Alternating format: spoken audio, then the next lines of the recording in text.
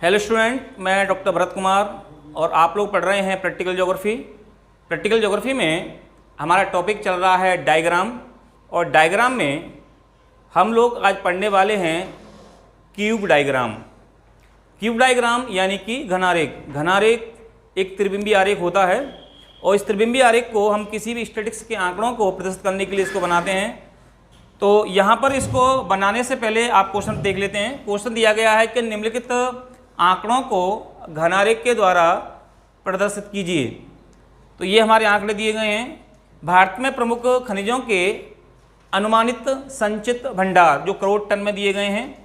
तो जब एग्जामिनर के द्वारा क्वेश्चन दिया जाता है प्रैक्टिकल में, या हम लोग जब ड्राइंग शीट में इसको सॉल्व करते हैं, तो हमें केवल दो ही कॉलम दिए जाते हैं। एक आपके पास खनिजों वाला कॉलम होगा और एक आपके पास संचित भंडार का कॉलम होगा। और ये जो खनिज का कॉलम है और ये संचित भंडार का जो कॉलम है, इन्हीं दो कॉलमों के आधार पर हम लोग क्या करते हैं, इसको सॉल्व करते हैं। सॉल्व करने के लिए हमें यहाँ पे 4 कॉलमों की बनाने की आवश्यकता पड़ती है। तो आप लोग देख पा रहे होंगे कि यहाँ 4 कॉलम मैंने बना लिए हैं आंसर के लिए। तो पहले में खनिज लिखा हुआ है, दूसरे में संचित भंडार करोड़ टन में है, तीसरे में घनमूल दिया गया है और चौथे में घन की भुजा सेंटीमीटर में दी गई है। तो ये जो क्वेश्चन दिया गया है, इस क्वेश्चन में जैसे कि निम्नलिखित आंकड़ों को घनारेख द्वारा प्रदर्शित कीजिए। यहाँ पे भारत में प्रमुख खनिजों के अनुमानित संचित भंडार बताए गए हैं। कोयला का भंडार है 8,577 करोड़ टन, लोहस्क का भंडार है 2300 करोड़ टन, बॉक्साइट का भंडार है 240 करोड़ टन, ताम्र अयस्क का भंडार है 40 करोड़ टन और सीसा जस्ता अयस्क का भंडार है 21 करोड़ टन और मैग्नीज अयस्क का भंडार जो दिया गया है 0.8 करोड़ टन। तो ये भंडार दिए गए हैं। जब हम इसको सॉल्व करते हैं इस प्रकार से 4 कॉलम बना लेते हैं। तो 2 कॉलम आपकी समझ में आ गए होंगे। ये सेम टू सेम क्वेश्चन को रिपीट कर देते हैं। तीसरा कॉलम हम अपनी तरफ से बनाते हैं और चौथा कॉलम भी हमें अपनी ओर से बनाना होता है। अब तीसरे कॉलम में हम कैसे बनाएंगे, तो आप देखिए कोयला का जो संचित भंडार है वो है 8,577। जब आप इसका घनमूल निकालेंगे तो जैसे कि ये संख्या 8,577 दी गई है और जब आप इसको यहाँ से निकालेंगे तो संख्या जो निकल करके आएगी वो आएगी 20.46। तो इसी प्रकार से ये जो इनका घनमूल निकाला गया है सबका, तो ये संख्या हमें प्राप्त होती है 20.46। तो इसको निकालने के लिए या तो आप कैलकुलेटर का प्रयोग कर सकते हैं, या अगर आपकी मैथमेटिक्स अच्छी है तो आप नॉर्मल निकाल सकते हैं, या फिर हम लोग जेपी शर्मा की किताब में टेबल दी गई है उस टेबल से भी हम इसको निकाल सकते हैं। तो जब आप इसका क्यू निकालेंगे, घन निकालेंगे तो 20.46 आएगा। 2300 का अगर आप लोग घन निकालेंगे तो 13.20 आएगा। ऐसे ही आप 240 का निकालेंगे तो 6.21, 40 का 3.42, 21 का 2.76 और 0.8 का 2 आता है। तो यहाँ तक आपको समझ में आ गया होगा। इसके बाद में जो अगला कॉलम है जिसमें दिया गया है घन की भुजा सेंटीमीटर। तो आप देख रहे होंगे कि जब इसको सॉल्व करते हैं तो सबसे पहले ऊपर आता है दिया गया मान। जो आपका दिया गया मान ये है, कोयला का कितना है 20.46, तो हमने रख लिया 20.46, ये घन मूल आ गया यहाँ पे। अब ये जो बट्टे में जो 2 का मान आया है वो यहाँ पर हम लोग देखें, इस टेबल में से हमने सबसे कम वाले घन का मूल लिया है। यहाँ से 2 हमने यहाँ से लिया है, तो यहाँ हमने 2 यहाँ रख लिया। तो 20.46 बट्टे 2 इंटू 0.25, ये संख्या हम अपनी ओर से मानते हैं 0.25 है। अगर आप इसको चाहें तो 0.50, 1 तक भी ले सकते हैं। आप जैसे जैसे संख्या को बढ़ाते चले जाएंगे, ये सेंटीमीटर की जो भुजा है, घन की जो भुजा है सेंटीमीटर में, ये बढ़ती चली जाएगी। तो हमने इसको 0.25 लिया है और 0.25 के आधार पर ही जब हम इसे सॉल्व करेंगे, इसका 2 का भाग देंगे इसमें, और जब आप इंटू करेंगे तो आपका एक भुजा की जो लंबाई होगी वो होगी 2.56 आएगी। अगर आप यहाँ इसको 50 मानते, 0.50 लेते हैं तो ये जस्ट डबल हो जाएगी। यानी कि जब यहाँ पर आप संख्या बढ़ा देंगे तो घन की जो भुजा होगी एक, वो अब स्वतः ही बढ़ती चली जाती है। तो हम इसकी जो घन की जो भुजा होती है उसके लिए जो माना गया जो मान होता है वो हम इतना ही लेते हैं जिससे बनाने में वो हमें घन अच्छे दिखाई दें या स्पष्ट दिखाई दें। अगर आप ज़्यादा मान लेंगे तो ज़्यादा बड़े बड़े घन निकलेंगे, जिससे कि आपको अपने ड्राइंग शीट में बनाने में भी समस्या होगी। या आप इससे कम मान लेंगे तो काफ़ी छोटे हो जाएंगे, जिसको हम लोग बनाने में भी समस्या आती है। तो हमने क्या है कि यहाँ पे 0.25 जो मान जो दिया गया प्रत्येक में देख रहे होंगे, ये हमने अपनी ओर से माना गया मान होता है। तो जैसे आप पहला सॉल्व करेंगे, दिया गया मान कितना है 20.46 बट्टे ये 2, सबसे न्यूनतम घन का मान यहाँ से लिया 2 इंटू ये माना गया मान 0.25, इसको सॉल्व करेंगे तो आपका आंसर आ रहा है 2.56। ऐसे ही इसको सॉल्व करेंगे तो ये दिया गया मान कितना है 13.20, ऊपर रख लिया, ये न्यूनतम घन का मूल 2 था वो यहाँ रख लिया, इंटू 0.25, इसको जब सॉल्व करेंगे तो 1.65। ऐसे आप इसको सॉल्व करेंगे तो 6.21 बट्टे 2, प्रत्येक में यही लगेगा, इंटू 0.25, इसका 0.77। तो ऐसे हम लोग क्या करते हैं कि सारे जितने भी घन की जो भुजा आती है सेंटीमीटर, उसको ऐसे हम लोग निकाल लेते हैं। अब बनाने के लिए हमें क्या करना पड़ेगा, इस घन को बनाने के लिए हम लोग क्या करते हैं कि स्केल लेते हैं, और जैसे वो कह रहा है कि घन की जो भुजा होती है, घन की एक भुजा की जो लंबाई होगी वो 2.56 होगी सेंटीमीटर में। तो आप देखेंगे कि ये ऊपर वाले जो कॉलम दिख रहे हैं आपको वो सेंटीमीटर है, नीचे वाले इंच हैं, तो 2 सेंटीमीटर तो आपको सीधे सीधे मिल जाएंगे। और 0.56 के लिए आप क्या करेंगे कि जब आप 2.5 सेंटीमीटर लेंगे तो 2.50 हो गया। चूँकि वो 56 आ रहा है, ऊपर 6 और आ रहा है, तो आप लोग क्या करेंगे, इसको राउंड फिगर मान के इसे 60 मान लें, इसको 2.60 माने, और स्केल में आप 2.60 यानी कि 2.5 सेंटीमीटर से 1 mm और आगे, या 2 सेंटीमीटर पूरा और 6 छोटे छोटे मिलीमीटर या mm लेंगे, तो 2.6 सेंटीमीटर दूरी आपको लेनी है स्केल में।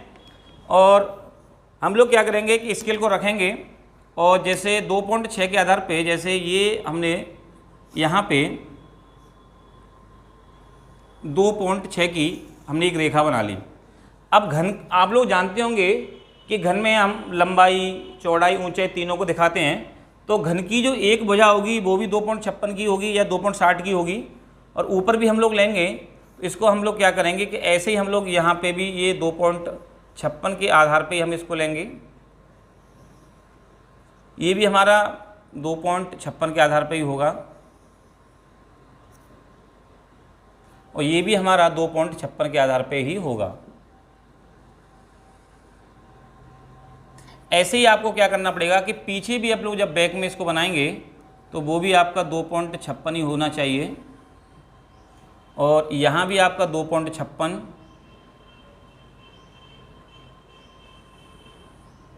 और ये भी स्वतः अपने आप 2.56 की ही रेखा निकल के आएगी, और ये भी नीचे भी आपके पास में 2.56, और ये भी आपकी 2.56 होगी। तो इस प्रकार से आपके सामने ये जो बन के तैयार हो गया, ये घन की प्रत्येक भुजा आप देखेंगे वो 2.56 को या 60 सेंटीमीटर को के द्वारा प्रदर्शित की गई है। तो इस प्रकार से ये घन बन करके तैयार हो गया। अब हम क्या करते हैं कि इसकी कोई भी एक साइड को थोड़ा सा हम डार्क कर देते हैं, जैसे इस वाली साइड को हम थोड़ा डार्क कर देते हैं, जिससे कि आप इसको एकदम डार्क भी कर सकते हैं, जिससे हमें दूर से स्पष्ट और सही ढंग से हमें दिखाई दे। इस प्रकार से हम इसको बना लेते हैं।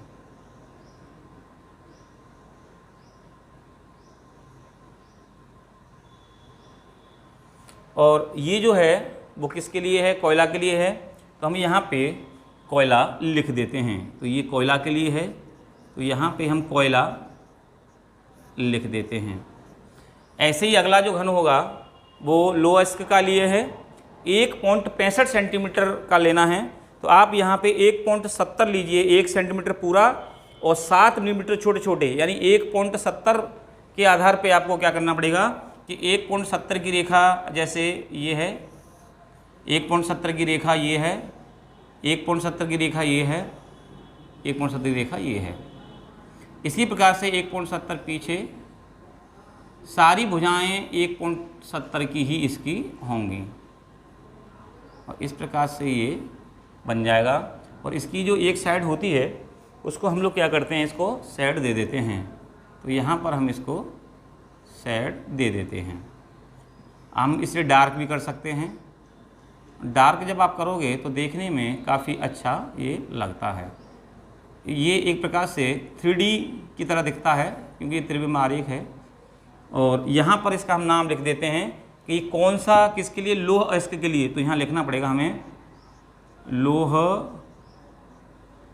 अयस्क। इसी प्रकार से अगला बॉक्साइट के लिए कितना है 0.77। तो आप 0.80 इसमें से 0.80 का मतलब हो गया आपको केवल 8 mm की रेखा लेनी है। तो यहाँ पे एक 8 mm की रेखा खींचनी होगी और ऊपर एक 8 mm, ये इधर भी 8 mm। ये पहले एक ब्लॉक बना लिया, फिर 8 mm,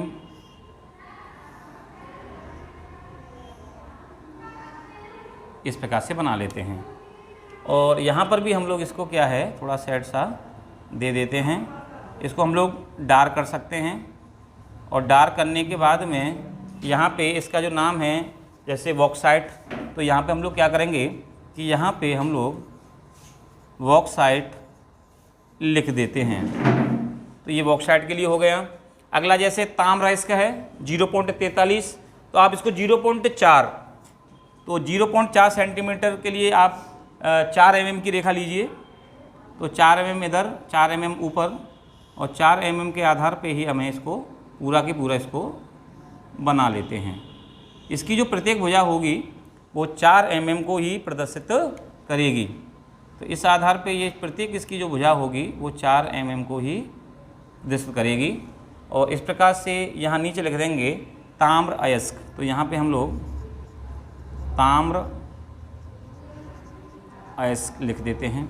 अगले में देखिए सीसा जस्ता अयस्क है 0.35, तो आप 0.4 यानी कि 4 mm की रेखा आपको लेनी पड़ेगी।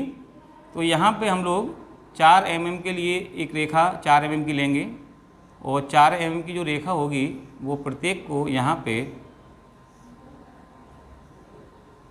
प्रत्येक भुजा की जो होगी वो 4 mm होगी। और यहाँ पर हम लोग इसको इस प्रकार से एक साइड आप डार्क कर देते हैं इसे, और यहाँ हम लिख देते हैं ये सीसा जस्ता को प्रदर्शित कर रहा है। तो यहाँ लिखना पड़ेगा हमें सीसा जस्ता अयस्क।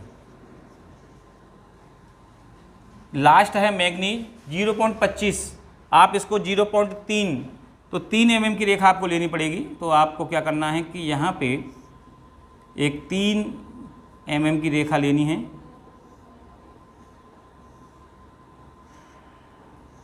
इसकी प्रत्येक भुजा की जो होगी वो 0.3 सेंटीमीटर या 3 mm की होगी। और यहाँ पे आपको ये किसके लिए शो हो रही है उसका यहाँ नाम लिखना पड़ेगा। तो हम लिख देते हैं मैग्नीज अयस्क, मैग्नीज अयस्क। और इस प्रकार से आप देखेंगे कि ये जो है बनकर के तैयार हो जाता है घना रेख क्यूब डायग्राम। तो ये जो क्यूब डायग्राम होते हैं ये किसी भी संसाधन को, किसी भी क्षेत्र को प्रदर्शित करने के लिए होते हैं। और अधिकांश जो घना रेख है इनका संसाधनों को प्रदर्शित करने के लिए ही इनको प्रयोग में लाया जाता है।